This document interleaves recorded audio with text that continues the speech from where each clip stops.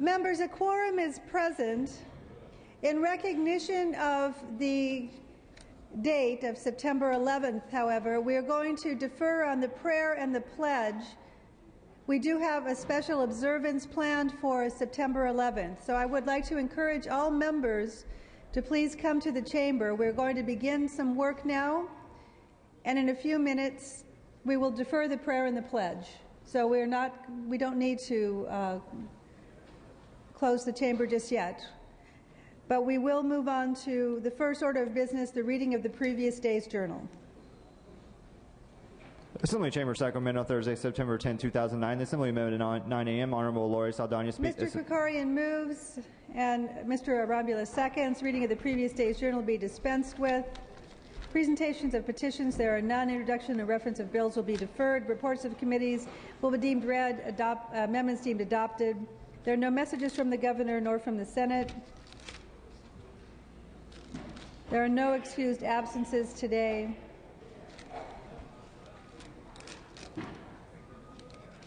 We can go on now to motions and resolutions.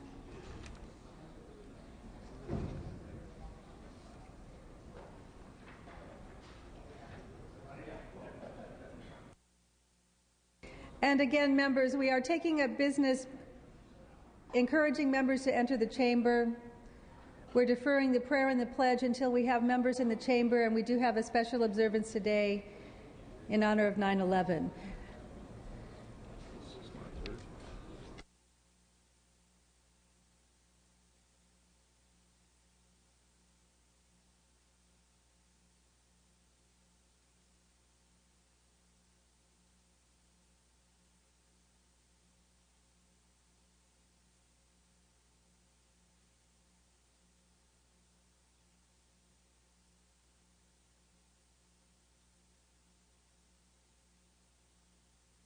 Mr. Krikorian. Thank you, Madam Speaker. Thank you. I request unanimous consent for Speaker Bass to have guests and photographers on the floor today for the Assembly memorial observance of the events of September 11th, 2001. Without objection. Madam Speaker, I request unanimous consent to allow Assembly members Nielsen and Salas to speak on an adjourned in memory today. Without objection. And Madam Speaker, I request unanimous consent to waive the file notice requirements to allow the Utilities and Commerce Committee to meet and to hear SB 450 by Senator Lowenthal and SB 827 by Senator Wright today upon call of the Chair in the Rules Committee room. Without objection.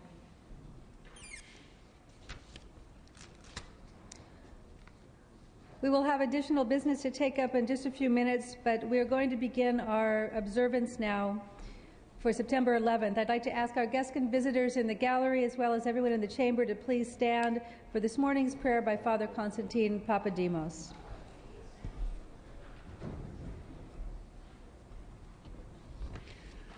Let us pray. Lord, on this anniversary of the attacks on September 11, 2001, we pause to pray for the repose of the souls of the victims of those attacks. Grant them rest in a place of peace.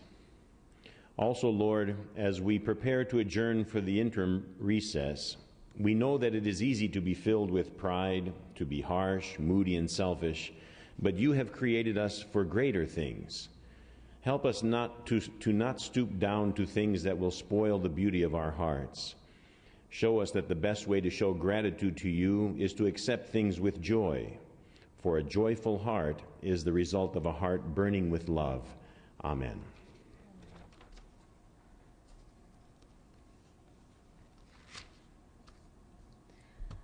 I'd like to ask Mr. Nastande to please lead us in the Pledge of Allegiance. I pledge allegiance to the flag of the United States of America and to the republic for which it stands, one nation, under God, indivisible, with liberty and justice for all. Members, please be seated.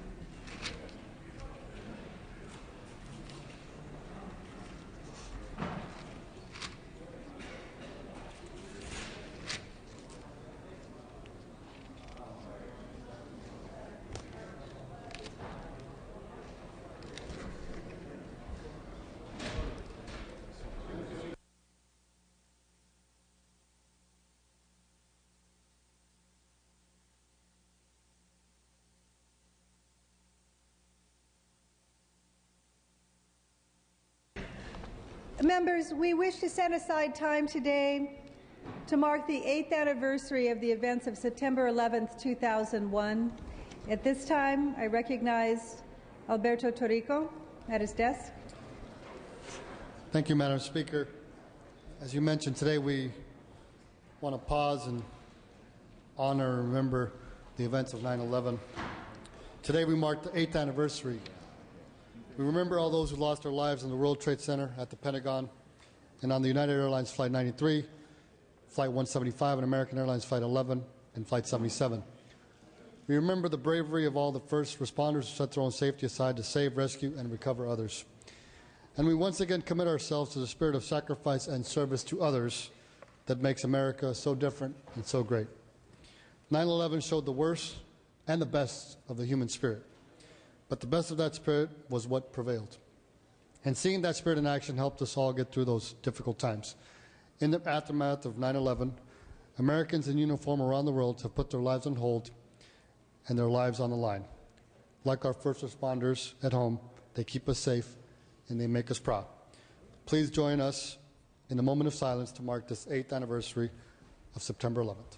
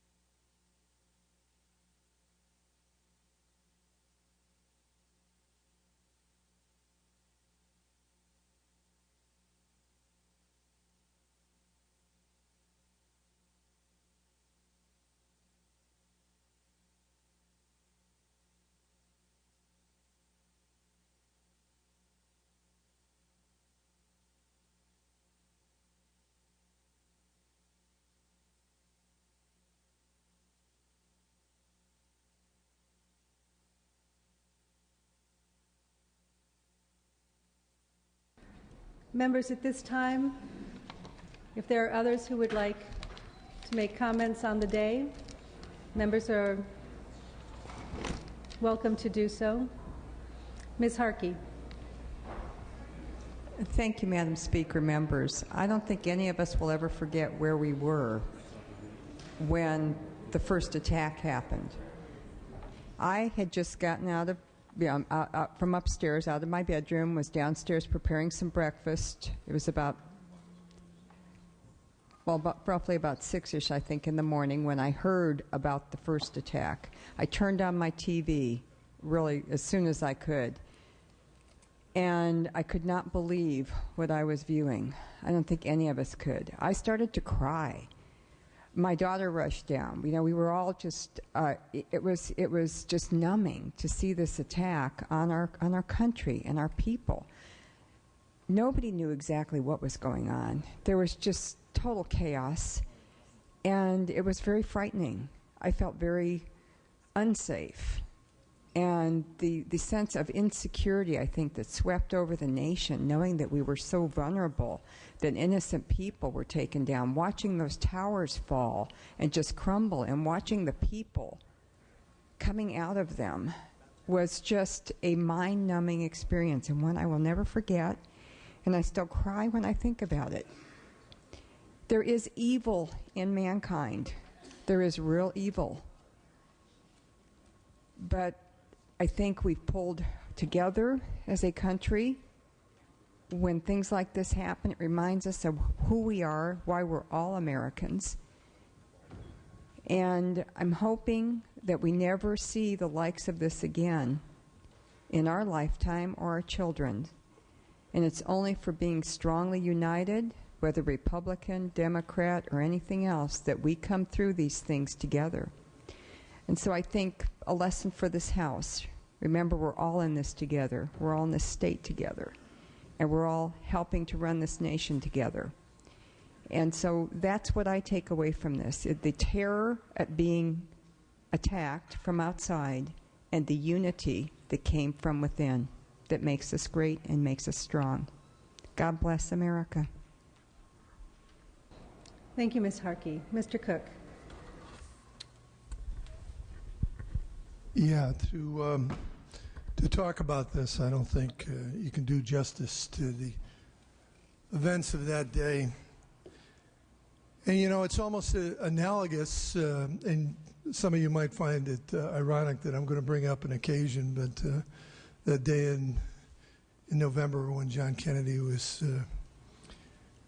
killed, and the question or the point I'm making is that everybody remembered where you were at that occasion because it was so tragic, and the impact that you had on it. And those of us, you know, this is a much younger crowd than obviously me, but I was in college, and when I heard about John Kennedy, and I just couldn't believe it.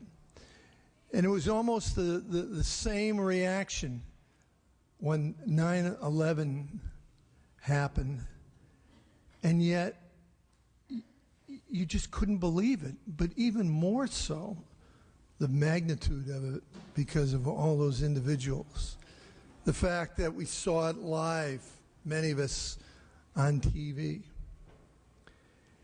And obviously it became a huge, huge rallying point that all of us, regardless of our backgrounds, of our religion, of our color, of our, you name it, on that day, we were all Americans. And I think everyone's heart went out to all the families. You know, there's been a lot of words said by far better speakers than I am, and I'm not here to make a long pronouncement on that, even though as a historian, this is certainly a day that will be forever, at least I hope it will always be remembered. Not because of the tragedy, but also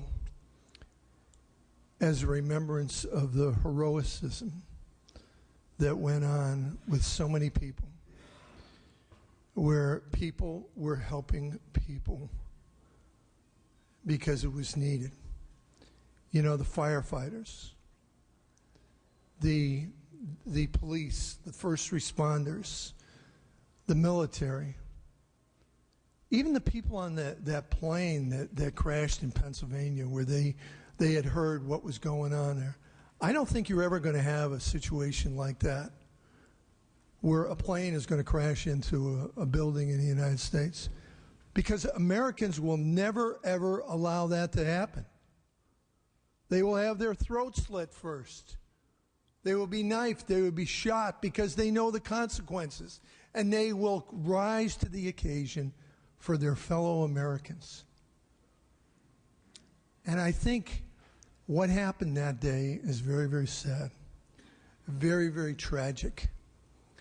But it's a day that we have to learn from.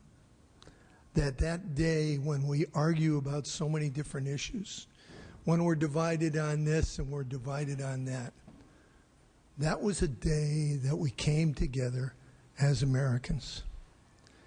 And we've got to take that spirit. And just as so many people paid for their lives with what happened for that spirit, we can never forget it. And we've got to always remember it in this body as we represent all Americans and all Californians. Thank you. Thank you, Mr. Cook. Mr. Liu. Thank you, Madam Speaker and members. Shortly after 9/11, I'm a military prosecutor in the Air Force and the reserves, but we also do collateral duties. And so reservists were called up, and we were helping Marines deploy to Afghanistan and so on. And they were about 18, 19. The oldest person I saw was 20 years old. And we're sending these young people there. And people are still dying today as a result of September 11th. It is an ongoing fight, an ongoing struggle. And what I take out of this is that public safety is simply government's first priority. It is the federal government's first priority. It's got to be the state government's first priority. It's local government's first priority. And if our public doesn't feel safe, nothing else follows. And to remember the heroics of those first responders on September 11th that day, and to know that there are many people right now in Afghanistan, in Iraq, still putting their lives on the line so that we could be here as a free country. Thank you. Thank you, Mr. Liu. Mr. Knight. Thank you, Madam Speaker. You know, January 28, 1986, I just completed advanced individual training from the Army, and we were getting ready to be deployed to Korea or Germany, and there was about 30 of us sitting around a TV. And so we watched the Space Shuttle Challenger, and about 1 minute and 38 seconds into the flight of the Challenger, it disintegrated. And there was about 30 young privates there watching this, and not a word was said for 30 seconds. My wife was born November 22nd, 1963, and during her birth into the world, her mother was crying because over the PA it had just been said that our president was assassinated. Now, September 11th, 2001, I can remember vividly because my brother called me and said, "Our nation's under attack." And I can remember it clear as yesterday, the thoughts in my head that we were at war.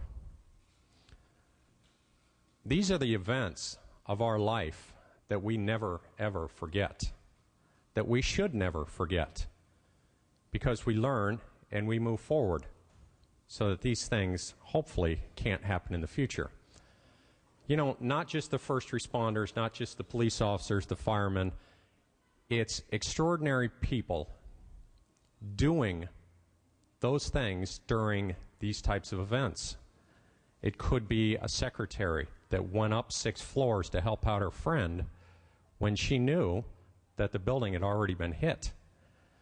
It's everyone trying to help out in times of need. You see people's character when things are happening and they're running the other direction. You know, John Wayne said it the best. Courage is knowing that you're scared to death, but you still go. So September 11th, I'm sure, will always be in our mind. And I just wanted to leave one last little deal that happens with this. My stepbrother was an F-15 pilot in 2001, flying the National Guard, and he was flying over New York after the attacks, for many months after the attacks. My other stepbrother is a Delta Airlines pilot, and you know, flights had begun again, but the F-15 pilot was still flying over New York and still watching over us. The orders came down that you could be sent the orders to shoot down an airliner at any time. Now, just keep that in the back of your head, that that airliner might be your brother flying that. So there are a lot of little twists in everyone's life that this type of event binds us together. Thank you, Mr. Knight. Mr. Nielsen. Madam Speaker, ladies and gentlemen of the Assembly, this moment of acknowledgement, of remembering, I will remember as one of the finest moments of this year in the State Assembly. Because this honorable body did not forget, has not forgotten. And that would be the greatest tragedy of 9/11, that we forget what happened and the sacrifices that were made and how this nation rallied in this time of great peril. First time since the War of 1812 that we've been attacked by a foreign invader, and I would characterize it as such. We saw the magnificence, the character, the American citizens, as they rose to the occasion, the heroism, going to their own deaths to help their fellow human beings, grieving, rallying around, protecting ourselves, as we must continue, which is one of the remembrances. The war on terror will never be won, but we must be vigilant. And vigilant is a product of remembering what happened and how vulnerable we were. This was not just an attack on a building. This was an attack on the very soul and being and the legitimacy of the United States of America. Over 200 or years, this country has grown and prospered, been a wonderful land of opportunity and freedom. And this was an attack on those very values. We as a nation stood up, as our forefathers and all the men and women who preceded us have done so as well. It is testimony to why this is such a great nation. We must always remember. Thank you, Mr. Nielsen. Mr. DeVore. Thank you, Madam Speaker and members. I'm struck by the words of the previous speaker, my distinguished colleague from Northern California, talking about the nature of America and how it relates to the heinous attacks on 9/11 8 years ago today. And I think it bears repeating in this chamber that we all understand that after 3 aircraft were hijacked and used with deadly intent to kill almost 3,000 people, that about 1 hour and 11 minutes after that, the first American counterattack against the attacks of 9/11 happened. They happened aboard Flight 93. And I think it's important that we understand the nature of that counterattack, because American citizens, civilians, without waiting for any government official to tell them what to do, without waiting for any order from a higher authority, voted. They voted to rush the cockpit and to take that aircraft back. And I think it is important to understand the nature of a free people exercising their own judgment and decisions, often with the inspiration of their faith at their side. Todd Beamer was on the phone at that time trying to reach his wife, and instead he got a Verizon operator by the name of Lisa Jefferson. And that Verizon operator heard what was going on as the passengers were preparing. She heard Todd Beamer say, "Jesus, help me." Then he recited the words of the 23rd Psalm. "Even though I walk through the valley of the shadow of death, I will fear no evil, for you are with me. Your rod and your staff, they comfort me." She then heard Beamer say, "Are you guys ready? Let's roll." That was 1 hour and 11 minutes after the first attack. Ladies and gentlemen, a few months later, an American by the name of Daniel Pearl was beheaded on February 1st, 2002, by none other than Khalid Sheikh Mohammed. Daniel Pearl was a classmate of a high-ranking California Army National Guard officer here in California, an individual who has fought for our freedom and our liberty in Afghanistan. Daniel Pearl's last words before he was beheaded was, "I am Jewish." Ladies and gentlemen, I would submit to you that this combination of a free people strengthened with the faith of their fathers is something that makes America unique and good, and is something that, as long as we hold true to these beliefs, this nation will always stand as a bulwark for freedom and liberty in a world of darkness and tyranny. That, to me, is what 9/11 means. Thank you, Mr. DeVore. Ms. Lowenthal. Thank you, Madam Speaker and members. Very touched by your comments and in listening to Mr. Knight talk about the meaning of courage. I thought I would tell you a little bit about my experience as a New Yorker who happened to be in Long Beach at the time on the city council and pulling together a team of elected officials and city representatives to better manage the situation, trying to give the public confidence that we were in charge and yet not knowing, in fact, what was going to happen and who was most vulnerable. But as a New Yorker, my nephew had a law firm in the first tower on the 85th floor. And as I watched it on television, of course, I could only think of my family and my oldest nephew. And the story appeared in the LA Times the next morning about what happened there. One of the managing partners of the firm on the first explosion and shattering of the building realized they couldn't get out to the lobby. Elevators were closed. And he found another emergency exit on that floor, moved some very heavy file things that were blocking the door, opened that door, and led probably 60 people in the firm, all the workers, down 85 flights. And the story goes that, of course, as he got down to the lower stories, the water was gushing down and the firemen were going up the stairs. It's just horrible to think about.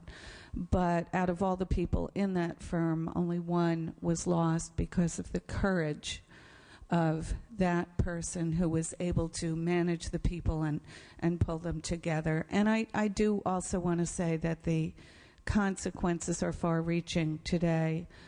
People will never stop the suffering that they experience because of the impact. And thank you. Thank you, Ms. Lowenthal. Mr. Kekorian. Thank you, Madam Speaker. I'm very moved by the eloquence of all of my colleagues on this very sad remembrance. September 11th was obviously a day of incredible tragedy for this country, and as everyone has said, it's a day that will always be seared in our memory, that we will never forget. It was also a day of great heroism. It was a day when Americans stood up and, as Mr. DeVore said, began to fight back. It was a day when first responders went up the stairs that others were coming down, went into the face of danger when others were fleeing it. But it was also a day of great and possibly unprecedented unity, a day that in my lifetime, I don't recall a time when we came together as a nation. And while I'll never forget the images of the smoking ruins of those towers and the smoke pouring out of the Pentagon and that horrible field in Pennsylvania, what I think I will always remember the most about that day are the photographs that were stapled to boards throughout New York. Photographs with notes that said, "Missing." Americans who were hoping against all hope that their loved one somehow might have survived this horrible tragedy, the collapse of these buildings. And as you looked over these boards, you really saw America. We saw the great diversity of America. We saw the loved ones of families of every background. We saw investment bankers, and we saw wait staff next to each other on these boards. And to me, that was the indicator of the greatness of America and also an indicator of why we are so strong because of our unity. And in the weeks that followed, we all flew our flags. There were more flags flying after September 11th than I ever remember seeing. And we stood in unity as a country against this common enemy, and we were united. But as the weeks passed, the pictures came down. As a few more weeks passed, the flags started to come down. And as a few more weeks passed, we started to get back to business as usual. Well, let's use this day, as we remember those moments in 2001, Let's use this day to recommit ourselves to that kind of unity, that kind of common purpose, a time when we weren't Democrats, we weren't Republicans, we weren't even Californians or New Yorkers or members of different backgrounds. We were all united as Americans around the common purpose of moving our country forward at a time of crisis. Let's recommit ourselves to that kind of unity and that kind of patriotism again today. Thank you. Thank you, Mr. Gregorian. Mr. Tran. Thank you, Madam Speaker, members. Of course, today we all remember what happened 8 years ago. I could remember on September 11th, 2001, I was on the Garden Grove City Council at that time, and I got a call early in the morning from a colleague saying that, Van, you got to turn on the TV to watch to see what happened with the Twin Towers. When I turned on the TV, it was 6 o'clock or 7 o'clock in the morning, California time, 9 or 10 o'clock in New York, and it was just like a movie. It was incredible as we saw the towers collapse and the planes coming in.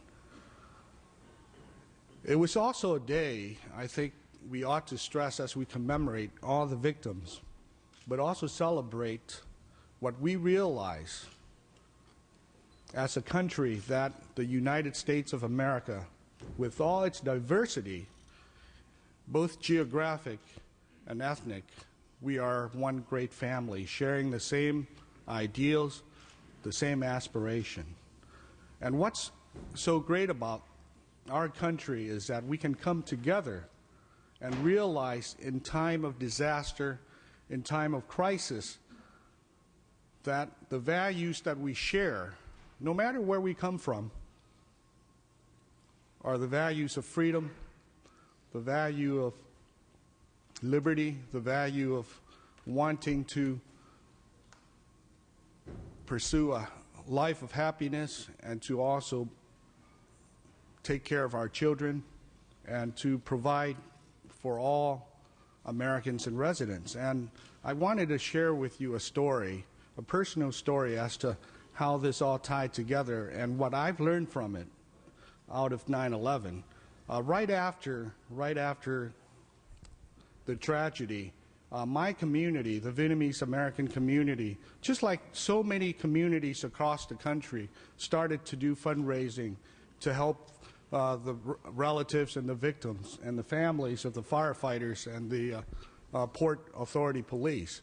So a couple of weeks right after the tragedy, we had a fundraising concert in Santa Ana in a converted warehouse. We didn't even get the necessary permits from the police department to do it, but there was an impetus and a real outpouring of love and need to do something to raise money for the families in New York. So we had an event that we raised $90,000 in one evening, and we were able to set up through the Garden Grove City Council with the mayor to fly to New York a few weeks right after 9/11 to give the checks and the money to city officials in New York. And fortunately, the police chief of Garden Grove was also a former high-ranking police official in New York, and he was able to set up a tour, a private tour of the Twin Towers vicinity where the crash site occurred for the delegation, the mayor and myself and a few other folks who was on the delegation. So we visited we took a red-eye flight out to New York. I remember it was JetBlue because that was the only flight that fly directly to New York overnight. And we visited the crash site, where the Twin Towers collapsed. And this was about 4 weeks after 9/11, yet you can still see the destruction, the carnage, the smell of the burnt buildings. It was like a science fiction movie where the steels were bent and the beams were collapsing and the smoke are still rising out of the ground. It was an unreal scene. as we stood there and looked over this vast expanse that used to be the Twin Towers in the vicinity. It was a very, very, very sad and tragic scene and sight as well. But we also saw a lot of love, unity, and compassion. We stayed at a hotel, and specifically I requested the police, the New York police who was escorting the delegation, that we wanted to stay at this hotel off Broadway. It's on the 47th Street Avenue off Broadway, and you can check it on your own internet. It's the Carter Hotel. This is no advertisement. But the owner of the Carter Hotel is a Vietnamese American who basically became rich when he bought this hotel, when he came over, and on 9/11, he was in Buffalo. He couldn't come back to New York because, as you know, right after the incident, the entire city was under lockdown. And he was so moved that he donated $2 million to the Red Cross right on the spot. $2 million to the Red Cross for the families and the victims. So in unity and in appreciation of what he did, we wanted to stay at his hotel. His hotel was not the best hotel at all. It was basically for backpackers and for itinerant travelers. It's $90 a night on Broadway, and you know how expensive it is. But we wanted to stay there because we wanted to also show our appreciation of what he did. And it was a very nice gesture that he opened up his hotel. As a fellow New Yorker, as a former immigrant from Vietnam who made his riches in the United States, and he wanted to give back, and during that whole incident, for weeks on end, he opened up his hotel so that volunteers and emergency responders can stay at his hotel for free, and he also fed all of them there, his 700-room hotel. And it was an outpouring of love, not only with this individual, but I see with Americans of all races, from all geographic area, and of all ages, who have poured out their hearts, poured out their compassion, to really come together as fellow Americans in a time of crisis like this. And perhaps it takes something like this for us to realize once again, the moral of the story for me is that every year we remember and commemorate this occasion, that we are one as fellow Americans, that we share the same ideals, we are in the same boat together, and there are a lot of enemies out there. It's a cruel world, and that we have to protect with what we have and cherish our family and our values and our community as well. So thank you again, Madam Speaker and members, for the opportunity for all of us this morning to share and to commemorate and reflect on what had happened 8 years ago today. Thank you, Mr. Tran. Mr. Swanson. Thank you, Madam Speaker. I appreciate this opportunity for us to take a moment and reflect on this special observance of 9/11 and to, on one hand, acknowledge and celebrate the contribution of those patriots that gave their lives in defense of our country. We all have a personal remembrance of that time.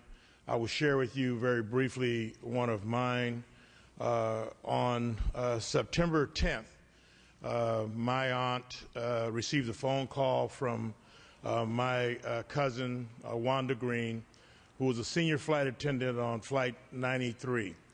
And she talked to my aunt and said that she was going to be on the morning flight and on her way into San Francisco. And as all of us know, the terrorists captured that plane and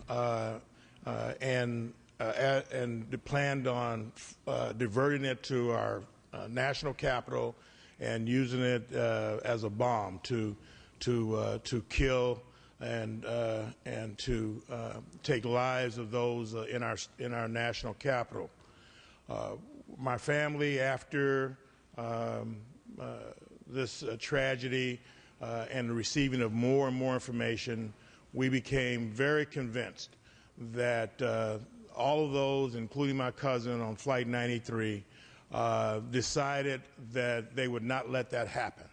So these were true patriots who decided in the midst of a fierce struggle on that airline that they would not allow it to be used as the other planes were used on that day. And my cousin, who was an identical twin, and her sister reminds us of her every day by just her appearance. We celebrate the fact that the flight crew and the passengers on Flight 93 are true American patriots and heroes that should receive this kind of special recognition and observance. And we also celebrate the men and women in our armed forces that continue to protect our democracy with their efforts, their life, and their blood. And so I join all my colleagues today to say thank you on behalf of my family and all of those that believe that our democracy is worth our best effort. And I think it's clear that that has happened in this case, and we have to continue to celebrate our heroes and our patriots. Thank you, Madam Speaker. Thank you, Mr. Swanson. Ms. Yamada. Thank you, Madam Speaker and members. And Mr. Swanson, I'm not sure my remarks are going to fit so well with that very personal sharing that you just gave us. That is quite a story. What I wanted to share with you, though, briefly, members, two things. Right nearby, across the river in Yolo County, there is a piece of the World Trade Center steel on display and an exhibit in my old county administrative office. Following the tragedy and the need to dispose of the tremendous amount of debris that was the result of this great tragedy, there were 150 pieces of the World Trade Center steel girder beams that were made available nationwide by the mayor at that time, Mayor Bloomberg. A few of us in Yolo County decided, hey, you know, we're a small little county, but we're feisty, and we're going to try to go after one of those 150 pieces of World Trade Center steel. And if you could believe it, we had the steel delivered to us on July 4th, 2002, some months, of course, after the tragedy of 9/11/2001. So if you ever have time to go across the causeway around on State Highway 113 and visit the Yolo County Administrative Center, you will see one of the 150 pieces of World Trade Center steel that was released to the public. We had to sign an agreement, of course, that it would never be used for any other reason except as a sacred memorial to those who gave their lives, both those who lived and worked in that area as well as all the valiant emergency services workers that gave their lives on that day. I also wanted to share another part of a sort of more of a personal piece of history, not quite the same as Mr. Swanson's, but you know, there are 2 days, I think, in American history that evoke a lot of emotion. One is certainly 9/11, but also December 7th, 1941, which is Pearl Harbor Day. And what I wanted to share with you is, though my colleague, Mr. Tran, spoke to the great groundswell of pride and Americanism that reached all of us on that day and in the subsequent days in which we were responding to the emergency as well as healing from the attack. This day also brings dread for members of the Muslim community as well as the Sikh community. And we do not have, to my knowledge, a member of the Muslim faith in our legislature at this time, nor is there a practicing member of the Sikh religion in our midst. But at the same time that we are remembering these events, we also know that the ugly head of racism and discrimination arises on these days. And I just ask that as we remember the sacrifices that were made and all of the lives that were lost that day, that we also remember that today is a day in which there are many members of the Muslim and Sikh community that are quite afraid. We know that in times of economic distress, as we are in now, that hate crimes and incidents rise. And so I just ask that as we go about today and going forward, that we always think of those who are affected in different ways by these remembrances, and that we make sure that we embrace and support those who may be facing those kinds of increased assaults on their communities. Thank you for this opportunity to share. Thank you, Ms. Yamada. Mr. Adams. Thank you very much, Madam Speaker. I don't have a unique story to tell about my 9/11 experience. Nothing that sets me apart from every other American. Nothing that makes that day any more unique, any more memorable than anyone else. But I was moved and touched by the words of Mr. Krikorian and Mr. Tran, who spoke eloquently about coming together, about the reunification of people who are so often drawn apart by ideology, by faith, by belief. And I can't help but think that it is both sorrowful and regrettable that the only way to consecrate those great ideals of unity is in tragedy. But that's what 9/11 did. And it not only hallowed those ideas, but it made them real. My 9/11 experience was one of unity. I saw a nation come together. And I can't help but think that we, a deliberative body, constantly torn asunder by divergent ideas, is made better by remembering something like 9/11 and the unity that it brought us. I'm proud to be a member of this body, prouder still to be a Californian, proudest to be an American. Thank you, members. Thank you, Mr. Adams. Thank you, all members who have shared their thoughts today. We will end the ceremony and return to business, beginning with motions and resolutions. Mr. Torrico. Thank you, Madam Speaker. The Natural Resources Committee is meeting immediately in the Rules Committee room. Natural Resources to hear AB 402 in the Rules Committee room immediately. Madam Speaker, I'm sorry. At the request of the author, please move to the inactive file item number 55, SB 543 by Senator Leno, and file item 58, SB 220 by Senator Yee. Please move those items to inactive. Without objection.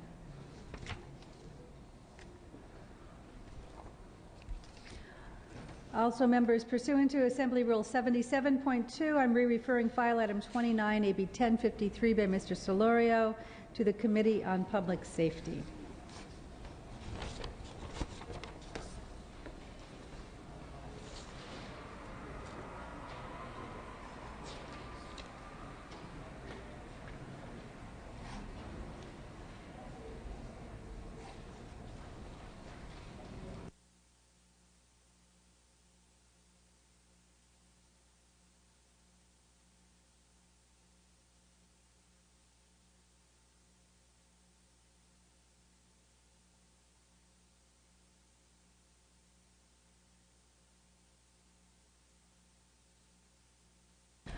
Members, we will begin with Senate third reading file. If you are managing a file or managing a bill for a senator, please be at your desk prepared to take that up. File items 54 through 56 are passed temporarily. We will begin with file item 57 by Senator Kehoe. Ms. Salas will present that. Clerk will read. Senate Bill 372 by Senator Kehoe and others, an act relating to state parks. Ms. Ellis, you may open. Thank you, Madam Speaker and members. The goal of Senate Bill 372 is to put a uniform statewide policy in place when a major infrastructure project is proposed within a state park. In addition to giving final authority to the legislature to approve development within park boundaries, it also builds on existing law, which requires the Parks and Recreation Commission to hold a public hearing to review any modification to state park units. An increased level of protection for state parks can be seen all around the country, in states like Connecticut, Massachusetts, and Florida, where legislative or gubernatorial action is required to dispose of parkland. The bill also mirrors a federal policy where an act of Congress is required to dispose of federal park land.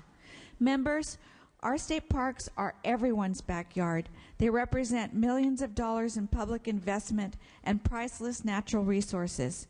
To address concerns from the opponent, the author has agreed to recent amendments that will leave in place existing authorizations and agreements for state park uses. Any uses approved by January 1st, 2010 will not be affected by this bill. This bill is supported by the California State Parks Foundation, the California Council of Land Trust, the San Diego River Park Foundation, to name a few, and I urge your aye vote on this very important measure. Dr. Fuller.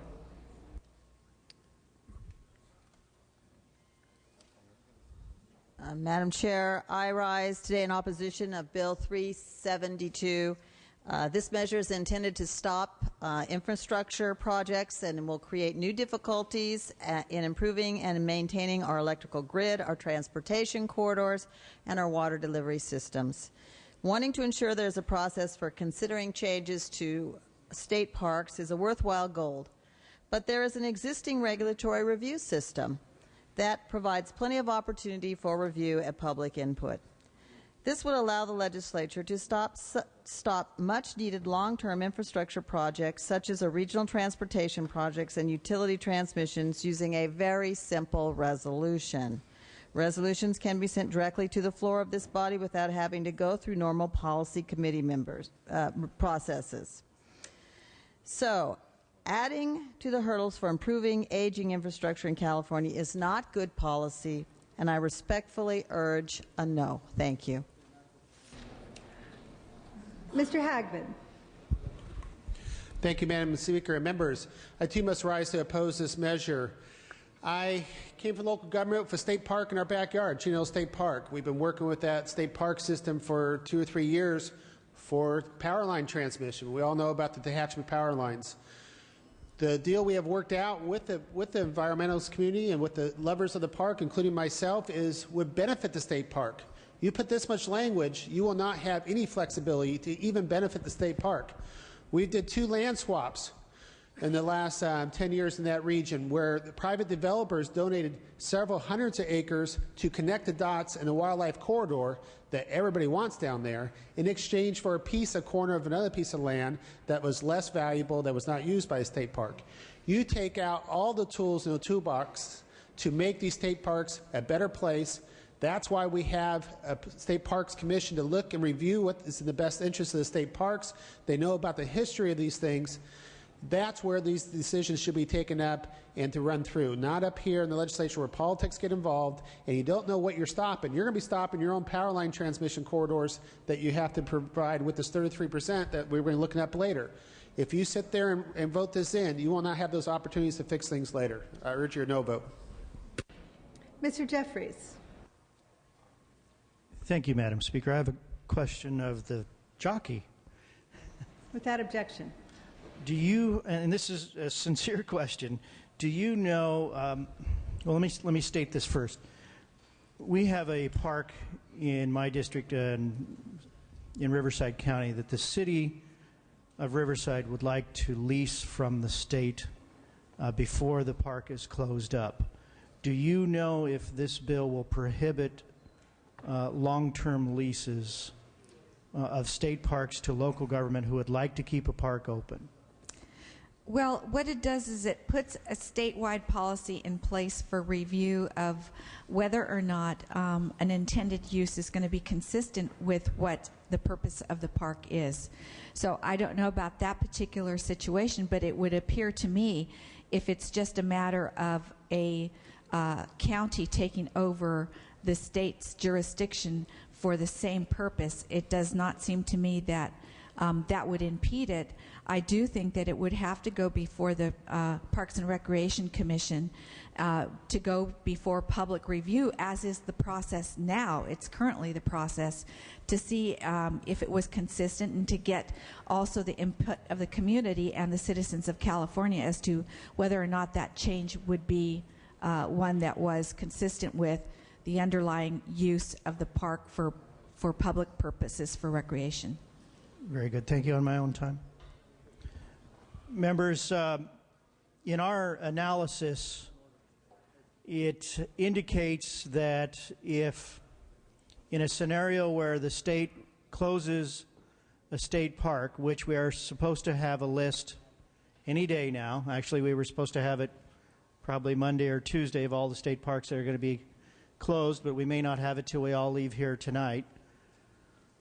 But our analysis indicates that if a park was going to be closed and we had a suitable operator who wanted, such as a city or a county, and we as the legislature wanted to allow that city or county to take ownership of that park, we are surrendering, according to our analysis, that ability to an unelected, unaccountable commission who first has to make the determination to us, the recommendation. It indicates in our analysis that this body will no longer have the authority to make that decision. We have to wait for an appointed commission to make that determination and recommendation. I'm not sure that's a path we want to continue on. We've been surrendering so many of our duties and obligations as legislators. I'm not sure giving up more of our authority is appropriate. Thank you. Mr. Calderon. Yes, Madam Speaker, members, thank you for recognizing me. I realize I'm entering this late, so I'll try and be very brief. I'm rising in opposition to this bill.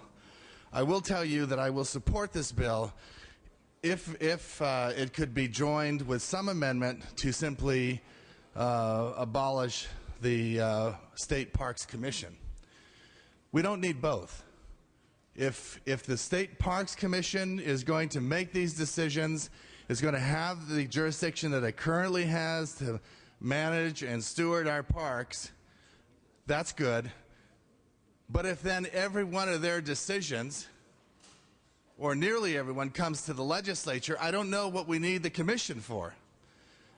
And not only that, under this bill, what does incompatible with park uses mean? What does that mean? The bill violates federal law as it relates to siting and construction and development of utility conveyance. The bill is designed also to take the power away from the legislature, the oversight authority away from the legislature, and really vested in the Parks Commission. Because, after all, they get to decide what is and what is not incompatible with park uses.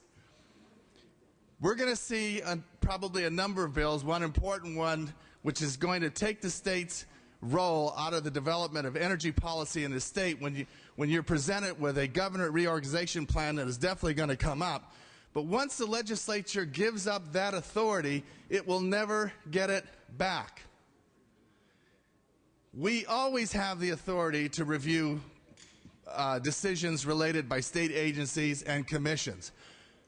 We do not give veto authority to a Parks Commission or any other board or commission for them to decide what is compatible and incompatible. And by the way, it doesn't come to us, the legislature, unless the commission decides it's incompatible.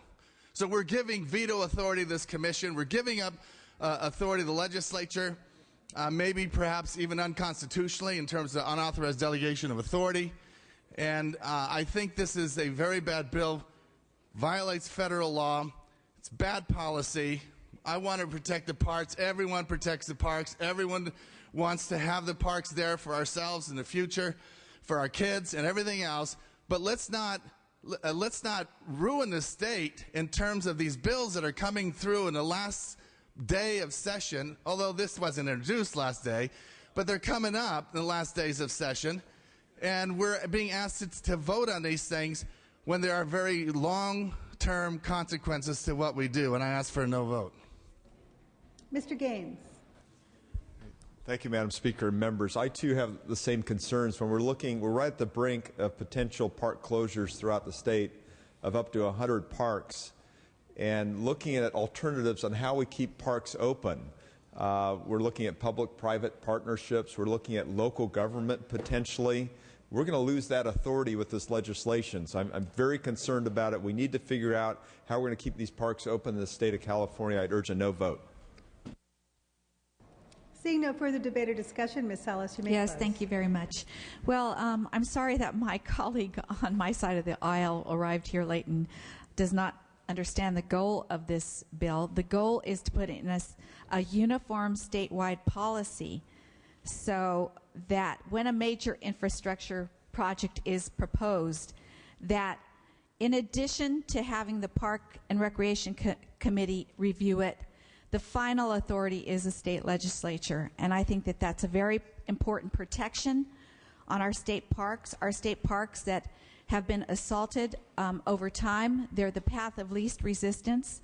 And as we saw in two recent incidences where a toll road was proposed to go through San Onofre State Park, where a dairy was proposed to be put next to the Allen State Park, and in Anza Borrego Desert, that with the Sunrise Power Line, that upon further review there were other alternatives rather than to rob the people of the state of California of the lands that are theirs. The state parks belong to the people of California.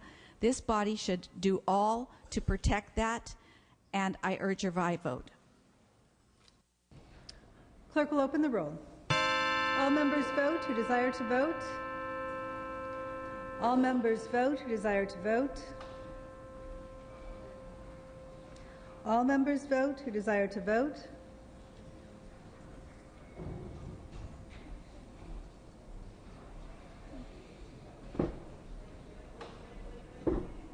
All members vote who desire to vote.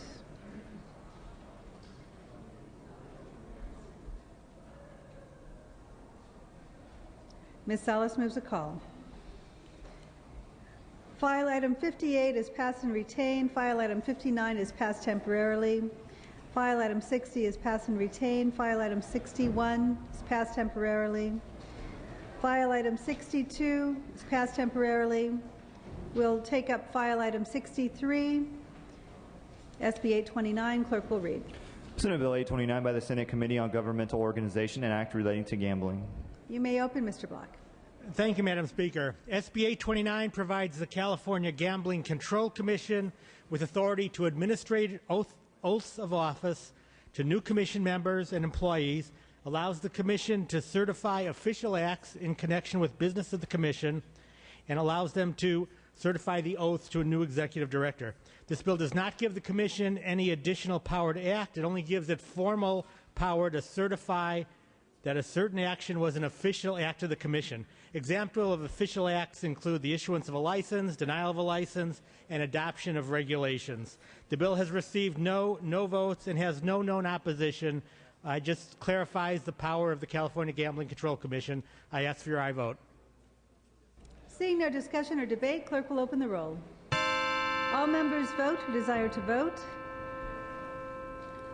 All members vote who desire to vote.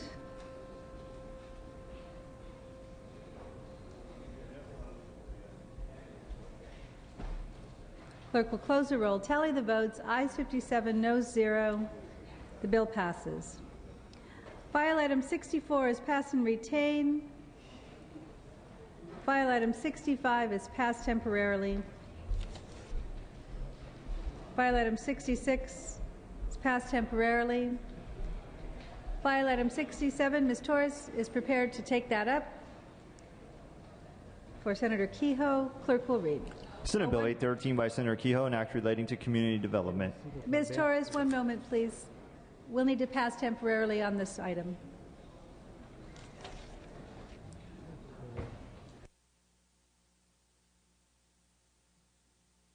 File item 68 is passed temporarily. That takes us to file item 69 by Ms. Evans. Clerk will read. Senate Bill 65 by the Senate Committee on Budget and Fiscal Review, an act relating to state finances and declaring the urgency thereof to take effect immediately. You may open, Ms. Evans. Thank you, Madam Speaker. Members, I have a series of 3 bills that are budget cleanup bills. This first one, SB 65, is a bill that refers to the cash deferral portions of the budget that we passed. It implements approximately $2 billion in new cash deferral proposals and will significantly decrease the cost of borrowing for the state. The bill is supported by the state treasurer and the state controller and the governor. It reduced the cost of borrowing this year and provides significant savings in interest in future years. If we don't pass this bill today, it will increase the cost of borrowing by approximately $55 million a year. That's a lot of money that can go to a lot of other services. Failure to pass this bill will require us to borrow $2 billion more in high-cost rands, greatly increasing our future interest costs. The bill has no downside. It saves us enormous amounts of money. It addresses the current cash crisis, and I ask for an aye vote. Mr. DeVore. Thank you, Madam Speaker. Request permission to ask a question of the author. Without objection. I'm looking at this bill, and I understand that we're dealing with cash flow management. And one might say that this is simply shuffling accounts around. But could you please clarify, because we're not going to external markets, does this measure, if passed, save the state of California money? And if so, how much money does it save the state of California? Certainly, Mr. DeVore, I'd be happy to repeat what I just said. If we don't pass it, it will cost us an additional $55 million per year. So that's an amount of money that we will save by not incurring. It will, if we don't pay off existing borrowing, which this bill has a mechanism to allow us to do, it will cost us an additional $150 million this year, over $600 million next year, and growing more and more each year thereafter. And finally, if we don't pass it, it will cost us an additional $2 billion in additional rands that we'd have to borrow. Thank you for your response. On my own time, then, I would say that many of the measures that we've passed regarding the budget qualify as simply shuffling accounts around. While this may appear to be such, I think it's very important to note that this does result in actual savings of several $100 million, and for that reason, I'll be supporting the measure. Mr. Hagman.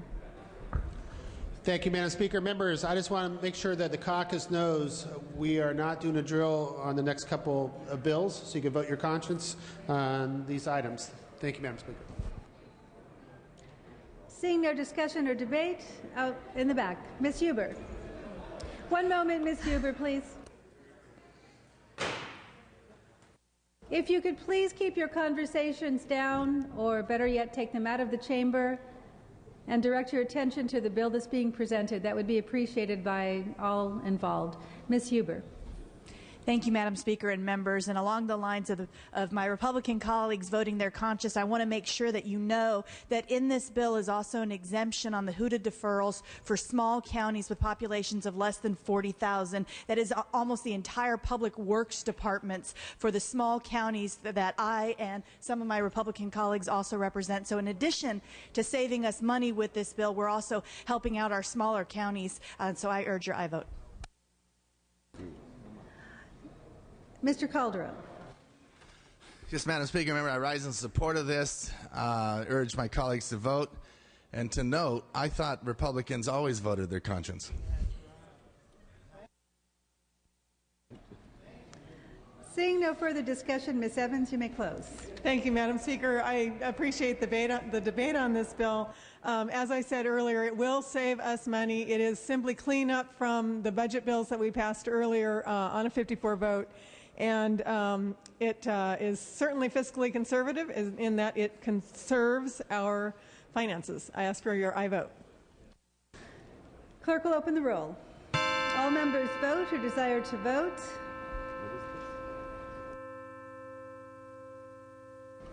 All members vote who desire to vote.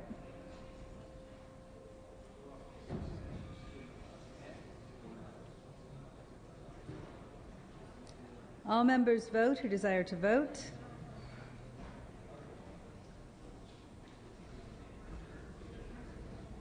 All members vote who desire to vote. Ms. Evans moves a call. Mr. Torrico. If we could return to motion resolutions, please. Without objection.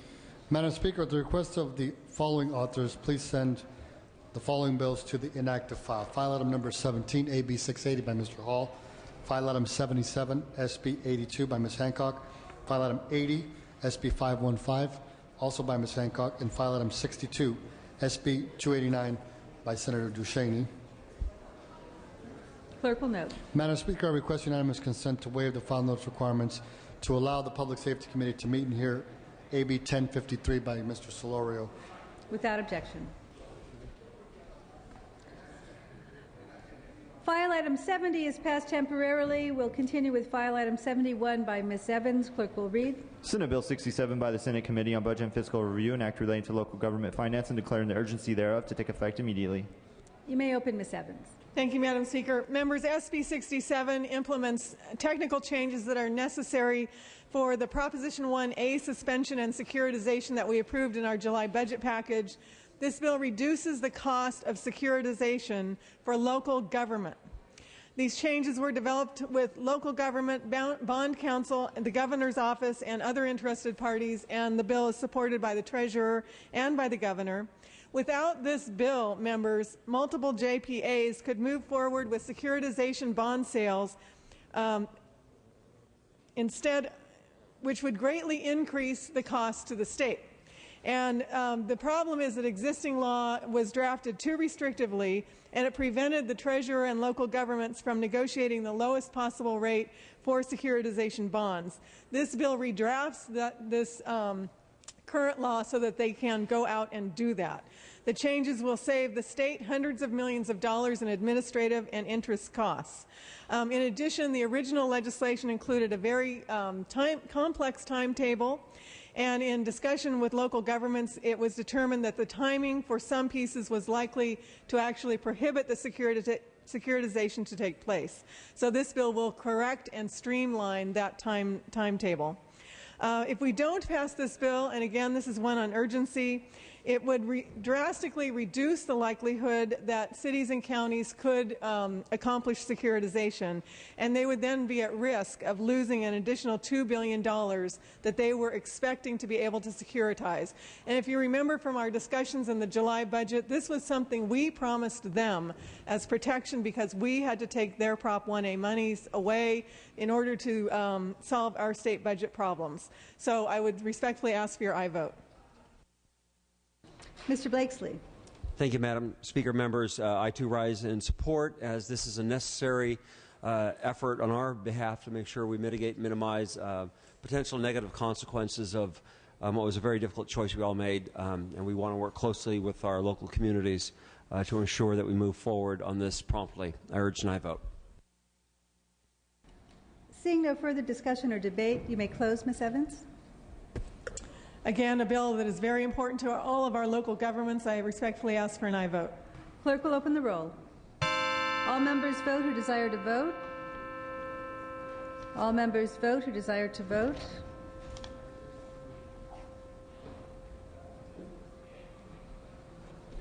All members vote who desire to vote.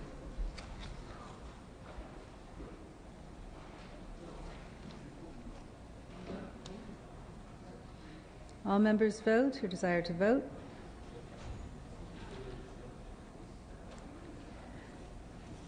Ms. Evans moves a call. We'll move to file item 72, SB 68. Clerk will read. Senate Bill 68 by Senate Committee on Budget and Fiscal Review, an act relating to community redevelopment and declaring the urgency thereof to take effect immediately. You may open, Ms. Evans. Excuse me, pass and retain Pass temporarily on this one.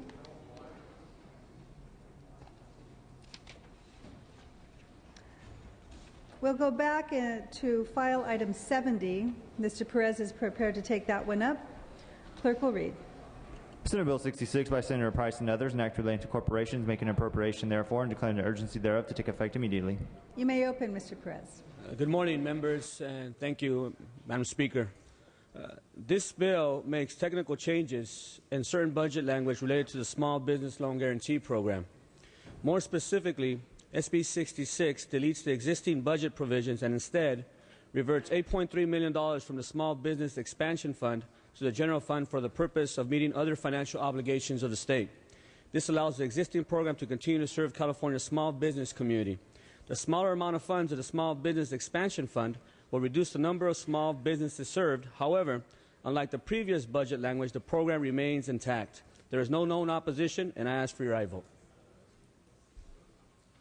Mr. Block. I rise to support SB 66. It's a good bill for small businesses. Right now, the Small Business Loan Guarantee Program has been serving our communities for over 30 years, and we took action in our budget that will curtail the loan availability from the Small Business Loan Guarantee Program. In San Diego alone, more than 400 small businesses rely on FDCs for technical assistance. I urge your support of SB 66. Seeing no further discussion, Mr. Perez, you may close. I ask for your aye vote on behalf of all our small businesses throughout the state of California. Clerk will open the roll. All members vote who desire to vote. All members vote who desire to vote.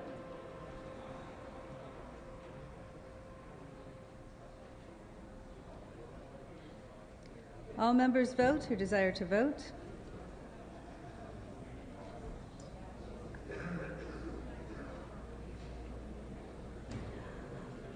All members vote who desire to vote. Clerk will close the roll, tally the votes. Ayes 54, no 0. The bill passes. Members, we've had comments about reading. These are Senate files. I understand members may not be thoroughly familiar with the bills they are presenting. If you, again, need to read, please request permission. If you're referring to your notes, that is allowed.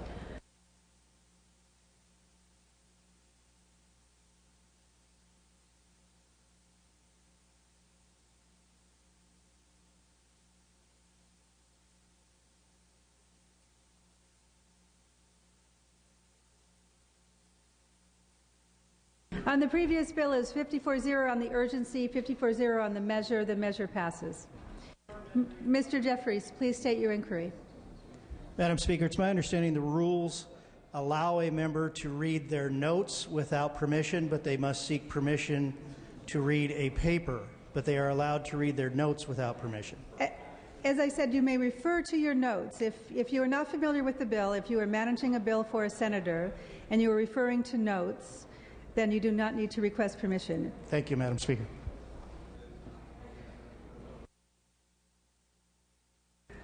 Members, we're going to return to file item 56, Senator Wright's bill, presented by Mr. De Leon. Clerk will read. Senate Bill 240 by Senator Wright, an act relating to vehicles. You may open, Mr. De Leon. Thank you, Madam Speaker. Members, SB 240 expands our move-over law to cover California Department of Transportation's Caltran vehicles. Currently, this law only applies to emergency vehicles as well as tow trucks. Just last year alone, more than 218 Caltrans workers were struck by the motoring public. In 2007, there were 214 vehicles that were hit by motors on the highway. In 2007 alone, there were 3 Caltrans highway workers that were killed. Tragically, just yesterday, on Interstate 15 in Southern California, a car plowed into a work crew and one victim a Caltrans worker lost both of his legs, and another is currently in critical condition.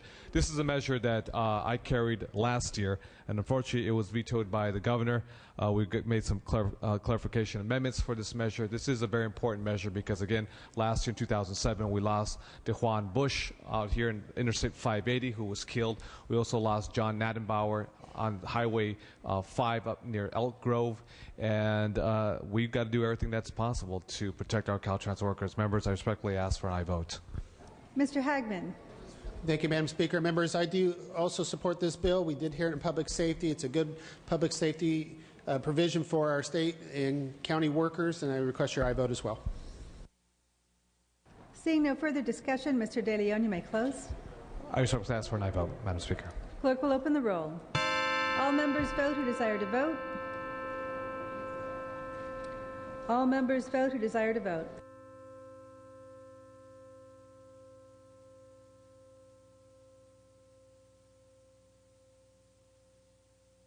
All members vote who desire to vote. Clerk will close the roll. Tally the votes. Ayes 59, no 0. The bill passes.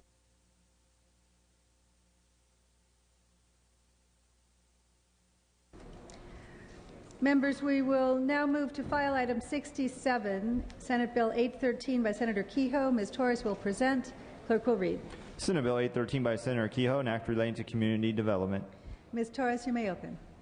Thank you, Madam Chair and members. Senate Bill 813 will create housing and jobs. The state has already committed bond money to a number of home ownership developments, particularly in rural areas, which are stalled and waiting to be built. We need this bill to qualify for federal financing, mostly through USDA, so these projects can move ahead. Senate Bill 813 gives HCD the discretion to exchange loan financing for equity financing when they determine that it is necessary to make a project pencil out, particularly to qualify for federal funding. It is a good deal for the state. If it's a good deal for the state, they will do it. And if it isn't, they will not. It simply continues the three partnerships: state, local government, and private funds. At the request of HCD, the bill is limited to projects for which funds are already committed, requires developer and local government concessions, and will be available to both nonprofit and private developers. Much of this housing is self-help home ownership for farm workers and affordable home ownership housing. My Republican and rural colleagues, this will get home ownership housing built right away, and it will truly create construction jobs through a partnership of private funding, local government, and the state. I respectfully ask for your aye vote. Seeing no discussion or debate, clerk will open the roll. All members vote who desire to vote. All members vote who desire to vote.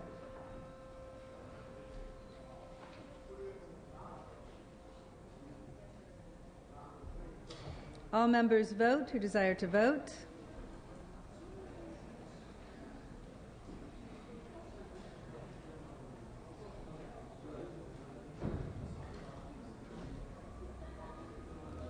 All members vote who desire to vote.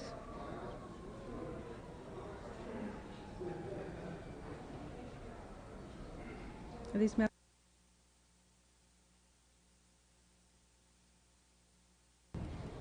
Ms. Torres moves a call.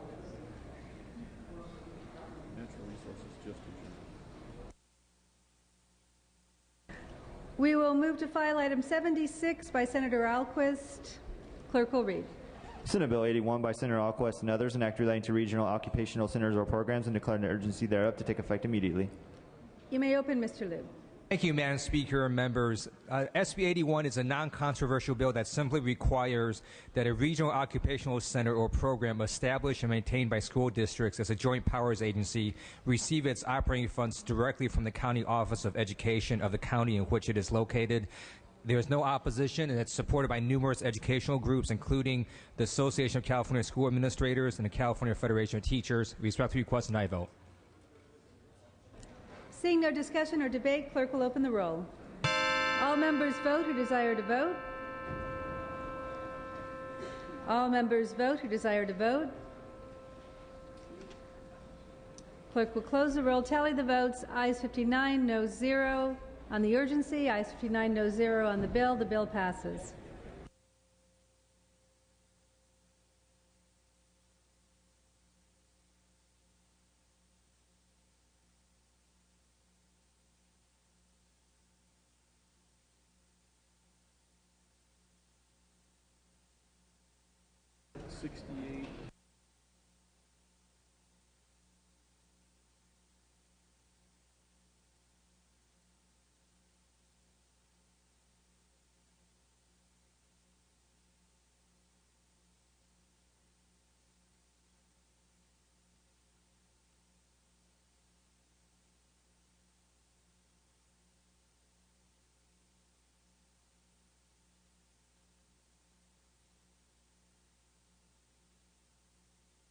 Members, we're going to move to file item 84 by Senator Duchesne. Ms. Lowenthal will present. Clerk will read.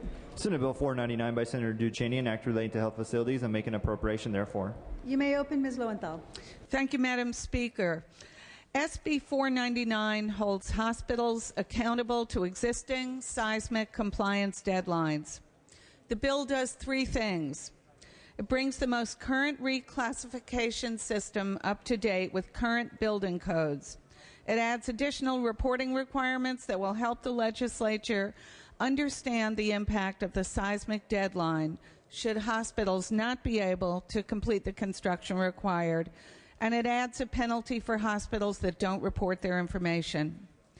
Finally, the bill allows certain hospitals that were not reclassified at a lower risk to get back in line for compliance with existing retrofit deadlines rather than closing hospitals. This bill does not create a new extension. It simply allows some hospitals to use an existing good faith extension. This bill helps hospitals meet the 2013 deadline. This has been worked out with SEIU. They are neutral on the bill. There's support on both sides. I ask for your aye vote. Seeing no discussion or debate, clerk will open the roll. All members vote who desire to vote. All members vote who desire to vote.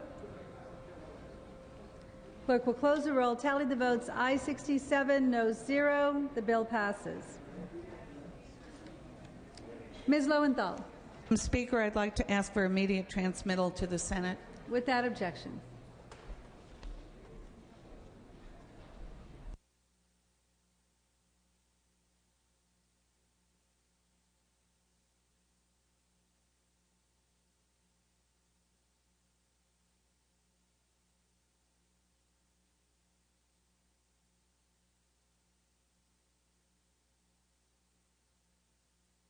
We'll go to file item 82 by Senator Simitian. Ms. Brownlee will present. Clerk will read. Senate Bill 19 by Senator Simitian and others, an act relating to education data. Ms. Brownlee, you may open. Thank you, Madam Speaker and members. SB 19, from its introduction, was intended to make statutory changes necessary to maximize the use of federal stimulus funds for state-level education data systems. With the release of the federal guidance on July 24th, we now have a clear picture of the changes we need to make in our statutes. With regard to the $250 million competitive fund for state-level longitudinal data systems, SB 19 makes several refinements, including regarding linkages to make our data system, our P20, comprehensive to better position the state to compete for these funds. With regards to the $4.5 billion Race to the Top fund, SB 19 deletes the firewall, thereby making California eligible to compete for these funds. By passing this bill, we can focus in the special session on the 90% of the work that remains to be done to enable the state to compete successfully in the race to the top. I respectfully request an aye vote on this measure, and there are many who support this bill, including the Coalition of Business, Law Enforcement and Children's Advocates, TechNet, the Bay Area Council, Fight Crime, and Children Now. I respectfully ask for your aye vote. One moment, please. Members, once again, there are a lot of side conversations going on. If you will please keep your voices down or take the conversations out of the chamber. Mr. Nestande. Thank you, Madam Chair. I rise in opposition to the bill, not for the necessary substance of the bill. I do believe that we have to make these statutory changes so we do qualify for Race to the Top funds. However, the governor has called a special session to deal with these issues holistically as we look at education reform and what we need to do to have a better education system. That is why we're having this special session, and I would ask members to wait and allow us to work through it in that session, but not at this time. Thank you. Ms. Buchanan. Thank you. I rise in support of this bill because if there's anything I've learned in all the years I served on school board is if you don't take advantage of an opportunity, often that opportunity passes you by. And this bill allows our schools in this state to get in line for, $4 or $5 billion worth of federal funding. And I think they ought to be able to write their plans and apply for those funds today before districts from other states take that money. This bill does not in any way impact the work we're going to do in special session. All it does is allow school districts to get out in front and hopefully bring money to California children that is desperately needed. Seeing no further discussion or debate, Ms. Brownlee, you may close. Thank you, Madam Speaker. This is an important bill. We have a lot of work to do in the special session to position ourselves to meet the Race to the Top requirements.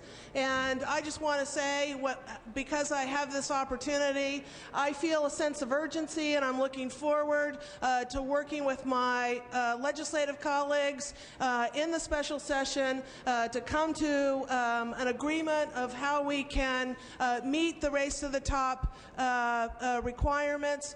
Unlike what the Sacramento Bee editorialized today, I do feel a great sense of urgency. This is an important first step. As the author of the bill says, this data wall, firewall issue for California is the tempest in the teapot. What we really need to do is take care of this one issue, which this bill does, and get on to the good work of reforming our educational system and improving student achievement in California. And with that, I respectfully ask for an aye vote. Clerk will open the roll. All members vote who desire to vote. All members vote who desire to vote.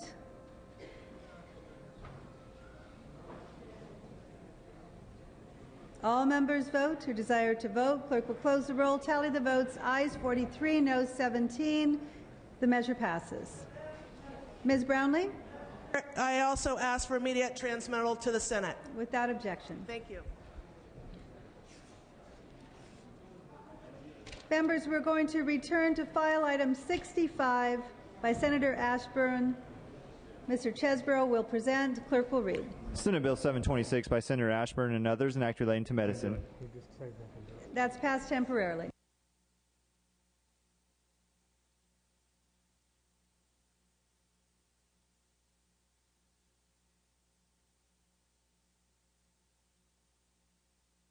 We'll go to file item 68. Assemblymember Huffman will present for Senator Padilla. Senate Bill 407, clerk will read. Senate Bill 407 by Senator Padilla, an act relating to water conservation.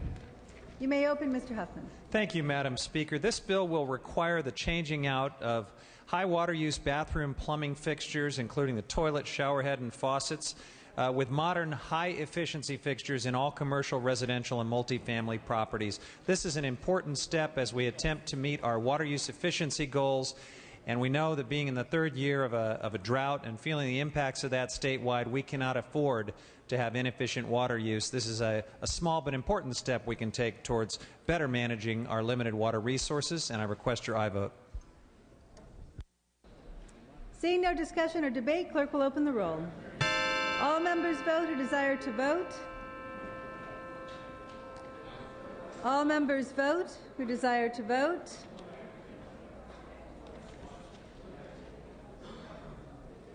All members vote who desire to vote.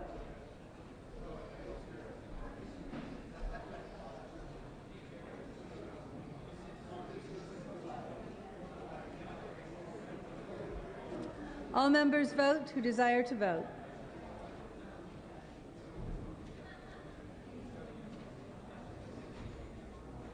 Mr. Huffman moves a call. Mr. Torrico, for what purpose? Thank you. I appreciate it. Motions and resolutions, please. At the request of the author, please move file item number 65, SB 726, to the inactive file. Without objection.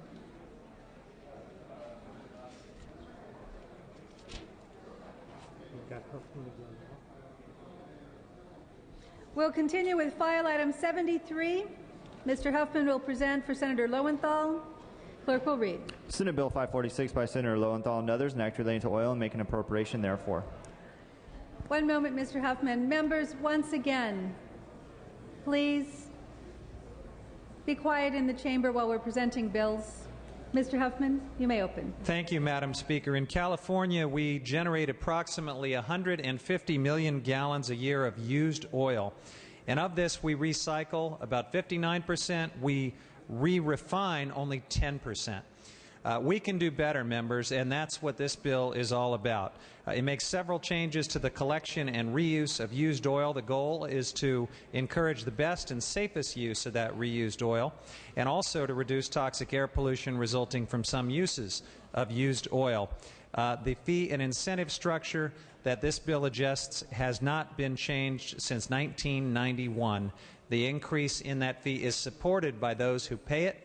I respectfully request your aye vote. Seeing no debate or discussion, clerk will open the roll.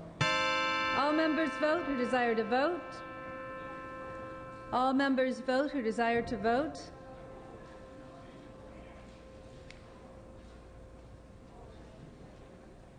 All members vote who desire to vote.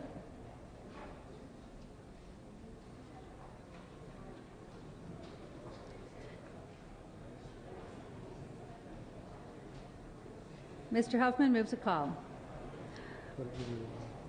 We'll go now to Mr. Fong, file item 81 by Senator Alquist. Clerk will read.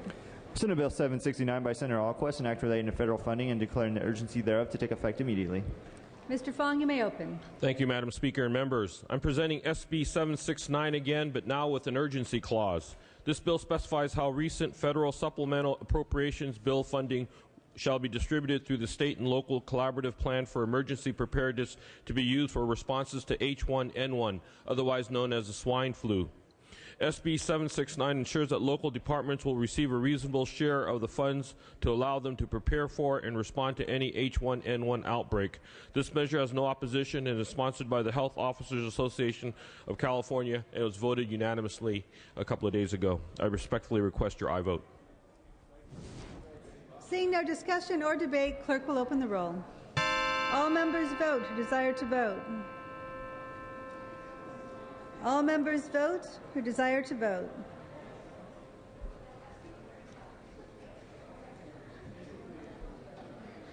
Clerk will close the roll, tally the votes. Ayes 57, no 0 on the urgency. Ayes 57, no 0 on the bill. The bill passes.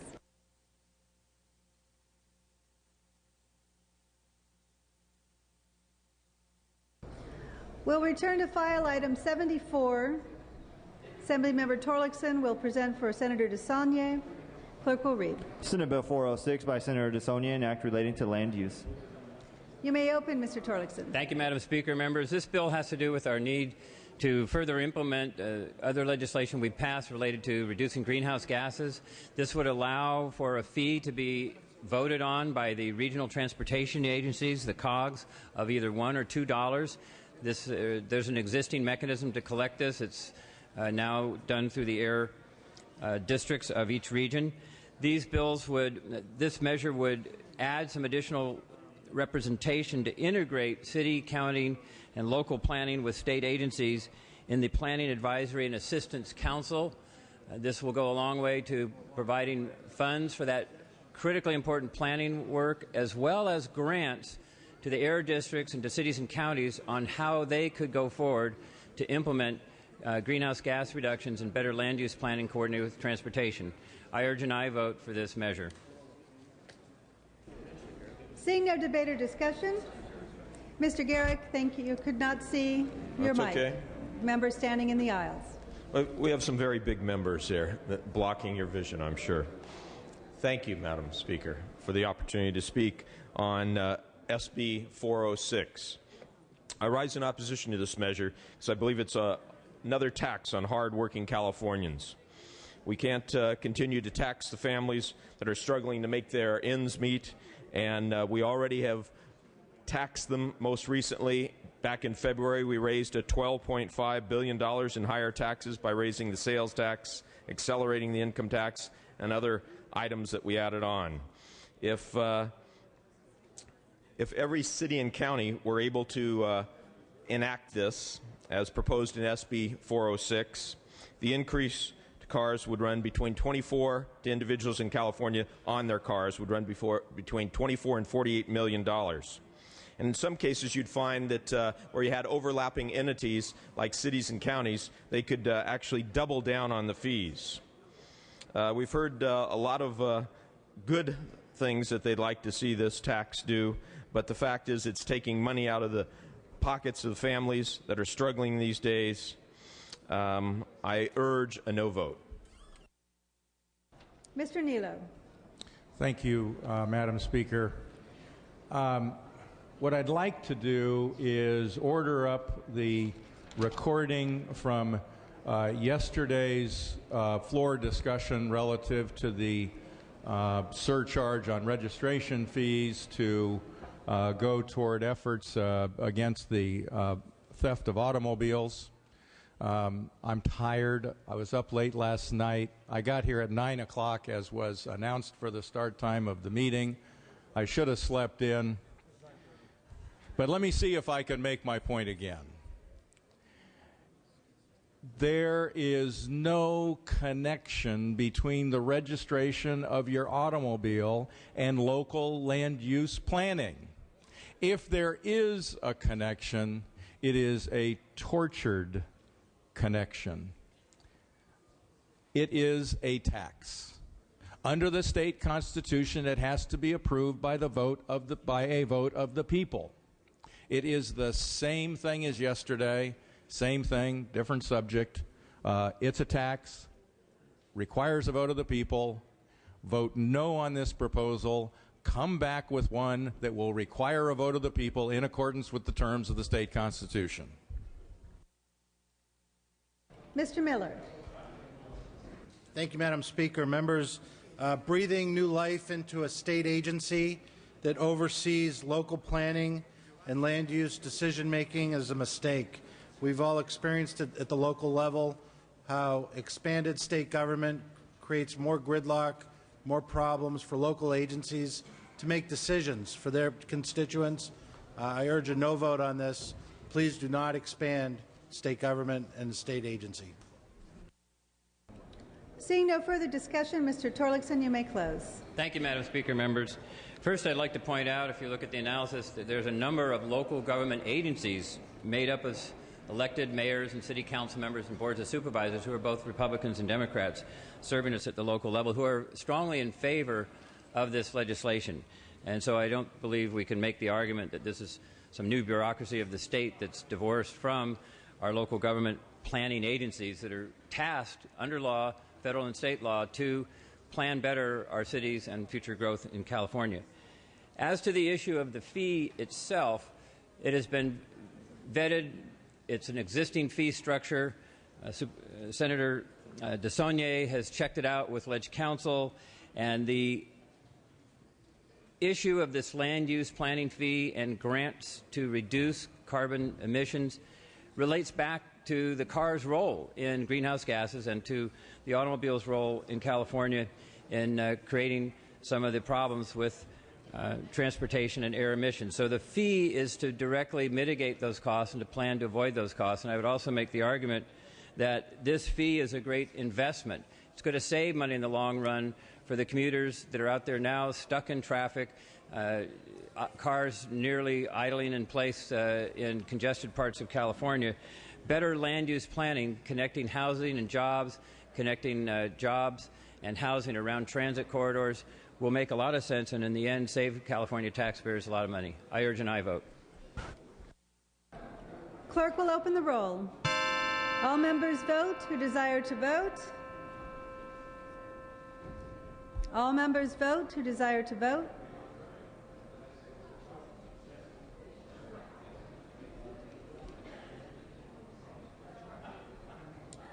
All members vote who desire to vote.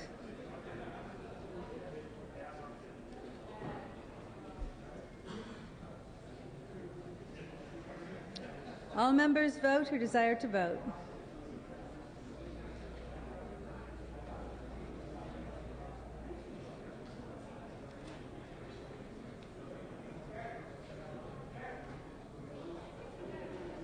Mr. Torlakson moves a call.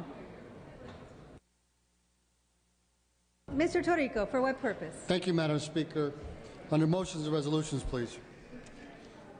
Without objection. At the request of the author, please move file item 65 SB 726 by Senator Senator Ashburn to the inactive file. Without objection. Also, Madam Speaker, Public Safety Committee to meet in the Rules Committee room immediately to hear AB 1053. Rules Committee room for the Public Safety Committee immediately. Members, Public Safety is meeting in the Rules Committee room. Mr. Torrico. And finally, Madam Speaker, I wanted to welcome to our chambers some very special guests from Fremont, from the United Auto Workers plant, the NUMMI plant. Sergio Sanchez, the president, Pat Giacomo, their representative. They've joined us here. Please join me in welcoming them. Welcome.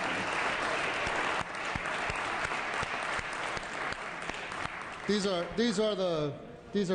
some of the workers that we Democrats and Republicans have been fighting to keep their jobs here in California. I appreciate all of your efforts. Welcome to the Capitol, gentlemen. Members, we'll continue with work on the daily file. We'll go now to file item 85, passed temporarily. We'll go to file item 88. Mr. Fuentes is prepared to take that up for Senator Negrete McLeod.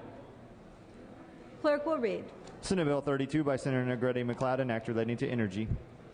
You may open, Mr. Fuentes. Thank you, Madam Speaker. SB 32 expands the existing feed-in tariff program to provide a greater incentive for renewable distributed generation. Specifically, SB 32 expands to maximize the size of the eligible facilities from 1.5 megawatts to 3 megawatts. It also applies a program to local municipal utilities in addition to the investor-owned utilities, and it establishes a statewide cap of 750 megawatts, with each utility required to offer the feed-in tariff until it reaches its proportionate share of the 750 megawatt statewide cap.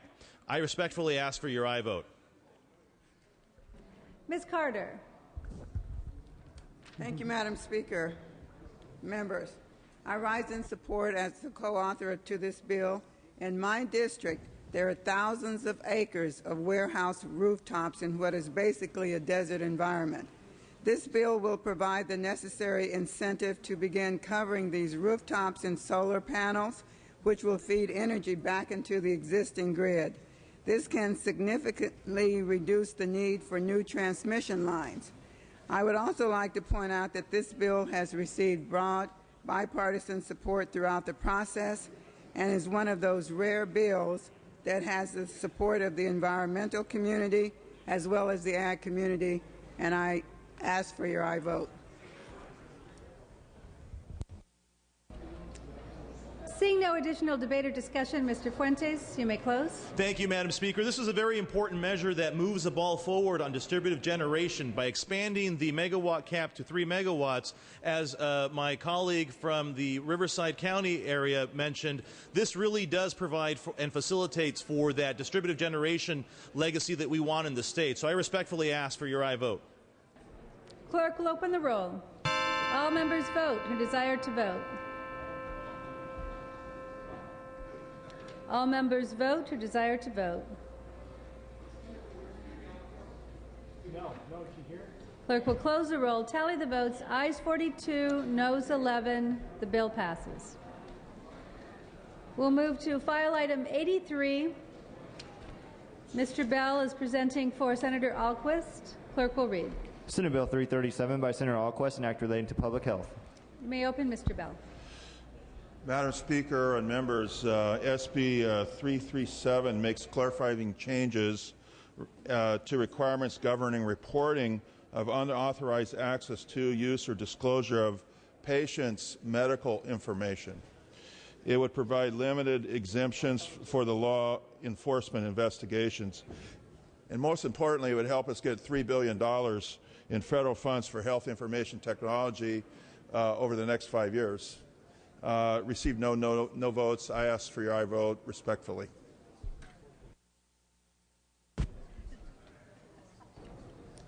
Seeing no debate or discussion, clerk will open the roll. All members vote who desire to vote. All members vote who desire to vote.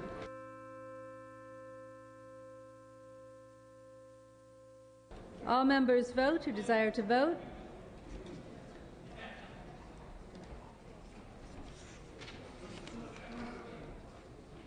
Clerk will close the roll, tally the votes. Ayes 50, noes 1. The measure passes. Mr. Bell? Madam Speaker, request immediate transmittal to the Senate. All bills are being processed immediately since it is our final day of session, so your bill will move along very quickly. Thank you, Mr. Bell.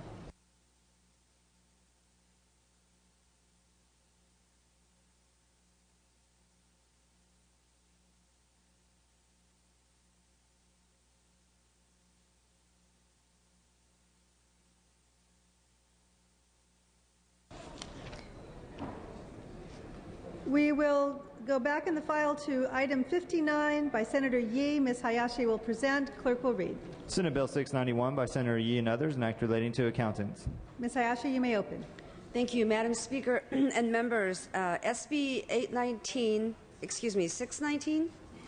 619 would allow California certified public accountants to practice.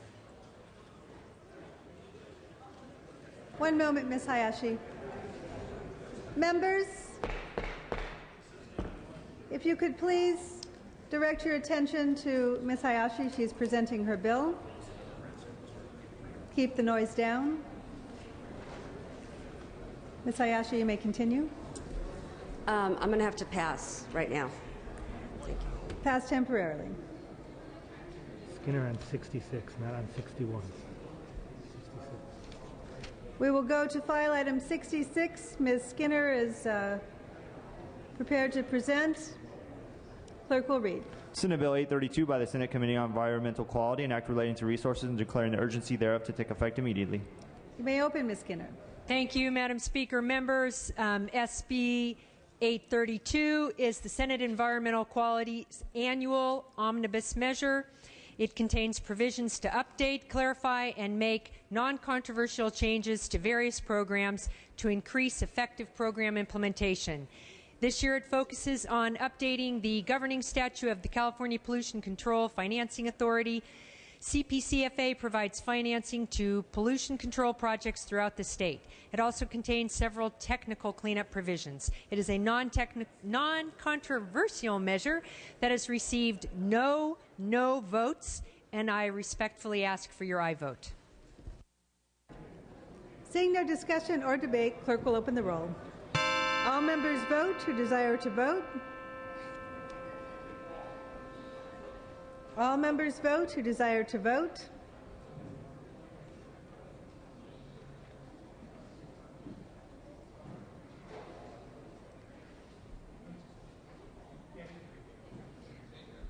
All members vote who desire to vote.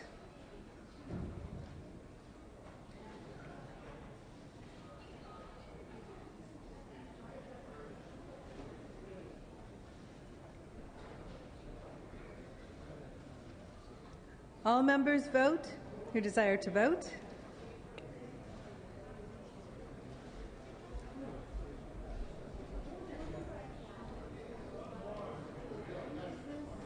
Clerk will close the roll, tally the votes. Ayes 54, noes 0. The measure passes. On the urgency, ayes 54, noes 0 on the bill. Bill passes. Mr. Torrico. Under motions and resolutions, Madam Speaker, at the request of the author, please place file item number 51, SB 55 by Senator Corbett on the inactive file. Without objection.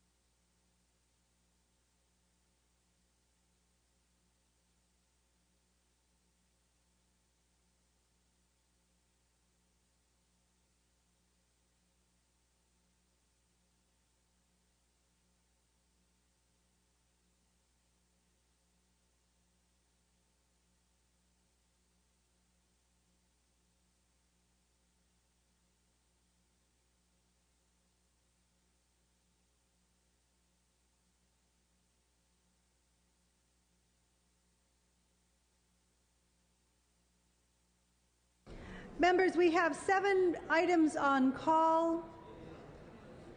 We need to lift the call on these. We need members back in the chamber to vote and dispense with these bills. We also have members who need to present bills. These are all Senate bills. We will not be able to take a recess until we have dispensed with the Senate bills that remain on our file.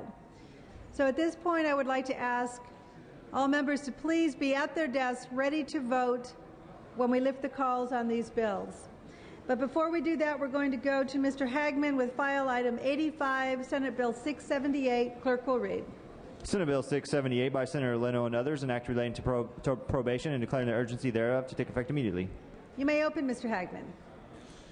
Thank you, Madam Speaker. Members, I'm proud to be a co-author of this legislation, bipartisan support with Senator Benoit and Senator Leno, which reduced the felony population failure rate by investing probation and achieving in 3 main key goals. The first is reducing crime through a community correction strategy focused on increasing supervision and management of felony offenders on probation.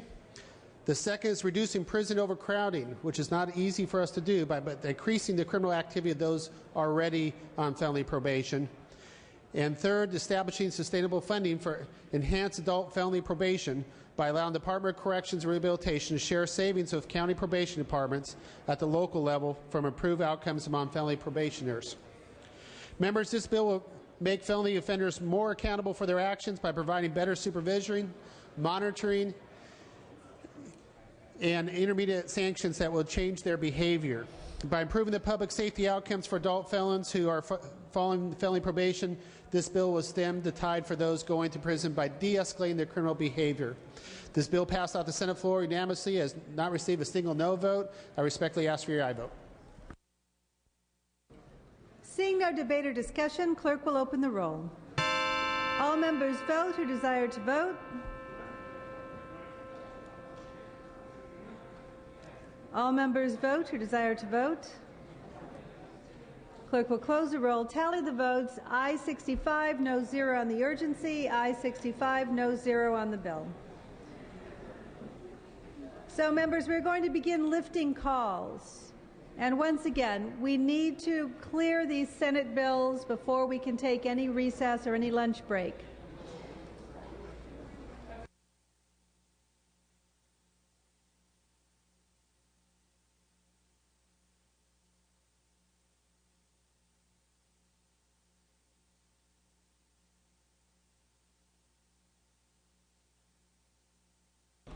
The items that are on call, members, if you do not want us to lift a call, if you still are waiting on members to return to the chamber, please let us know. Otherwise, we are going to take up the following items in file order. We will be taking up file item 57, SB 372, file item 69, SB 65, file item 71, SB 67, file item 67, SB 813, file item 68, SB 407, file item 73, SB 546, and file item 74, SB 406. So beginning with file item 57, clerk will post. All members vote who desire to vote. All members vote who desire to vote.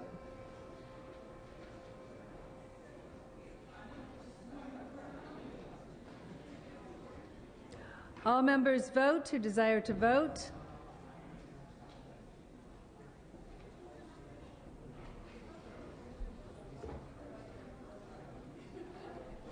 All members vote who desire to vote.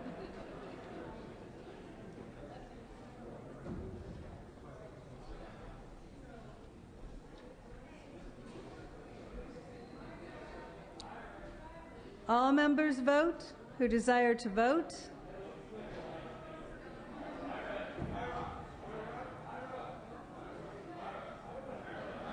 Clerk will close the roll, tally the votes, ayes 41, noes 32. The measure passes.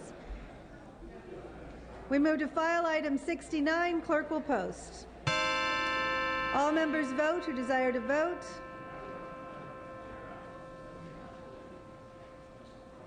All members vote who desire to vote. Clerk will close the roll, tally the votes, ayes 57, noes 10 on the urgency, ayes 57, noes 10 on the bill. The bill passes. We'll go to file item 71. Clerk will post. All members vote who desire to vote. All members vote who desire to vote. Clerk will close the roll, tally the votes, ayes 55, noes 11 on the urgency, ayes 55, noes 11 on the bill. The bill passes.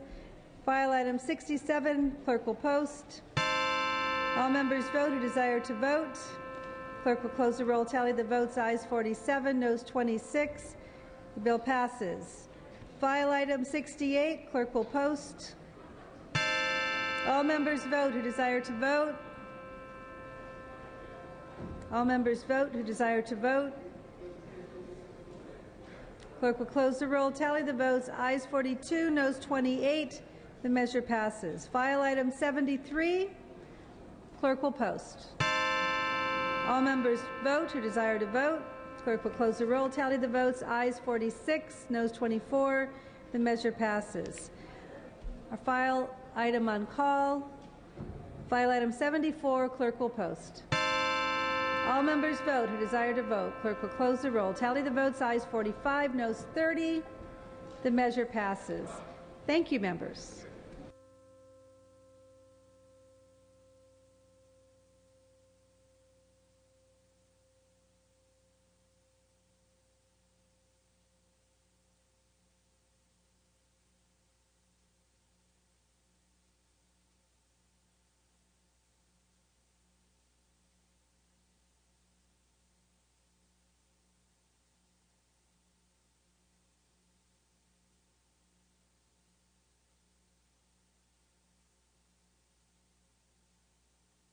Members, we will go to file item 87, Assemblymember Lowenthal for Senator Lowenthal. Clerk will read. Senate Bill 193 with amendments by Assemblymember Lowenthal. You may open, Ms. Lowenthal. Thank you, Madam Speaker and members. This measure passed overwhelmingly in the Assembly a few days ago. We're bringing it back to delete the urgency clause from the bill, and I ask for an aye vote on the amendments. And should the bill pass, Madam Speaker, I'd like to ask for immediate transmittal to the Senate.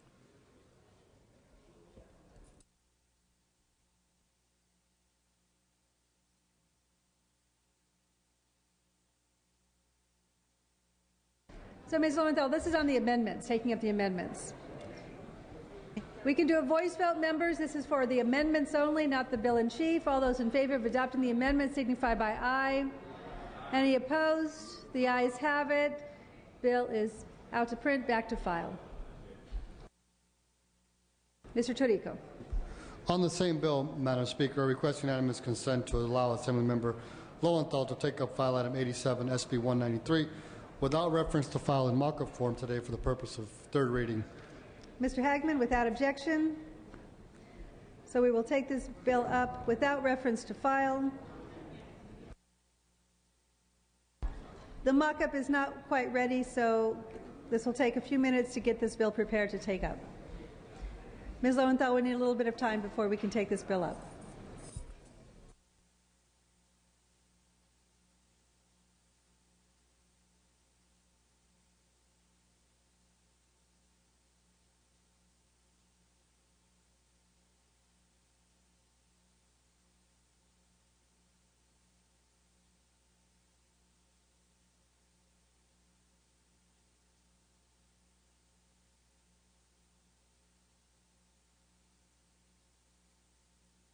Members, we have some special guests with us today. Mr. Gaines would like to introduce them. If you could direct your attention to Mr. Gaines' desk.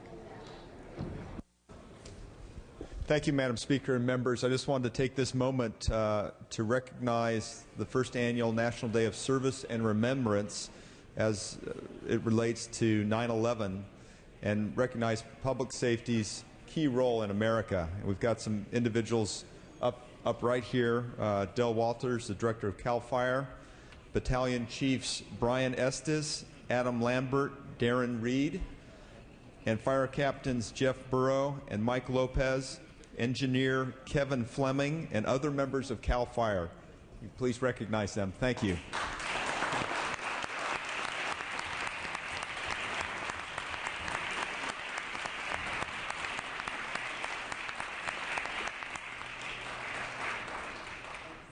Mr. Logue. Thank you, Madam Speaker. These CAL FIRE, these are the heroes of my district in the state of California. We salute them today. They are on the front lines to protect our communities. I've had numerous fires in my district. They're the first ones in and the last ones to leave. So we salute you, and it's an honor to have you serving our people. Thank you very much. Thank you.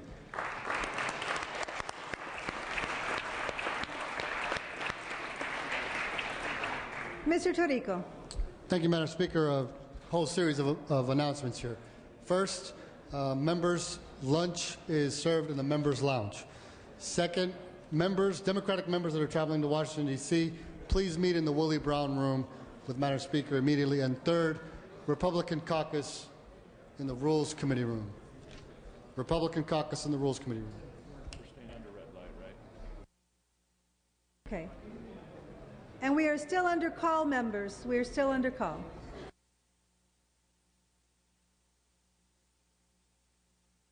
Members, please return to the chamber at 1:15.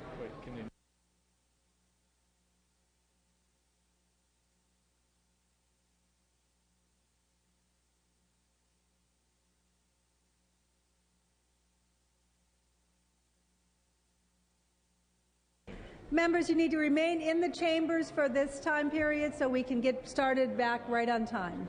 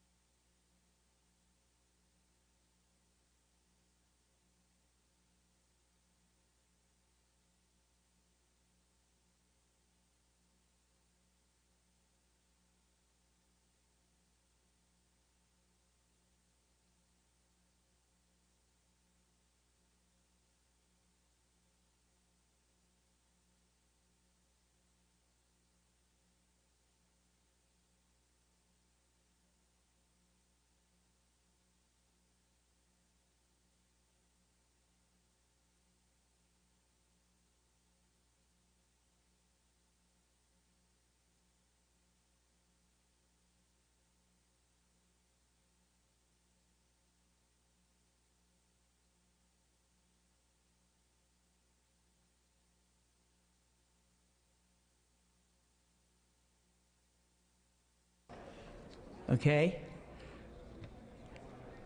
Amiano, changing vote for file item 84, SB 499, from aye to no. Amiano, SB 499, aye to no.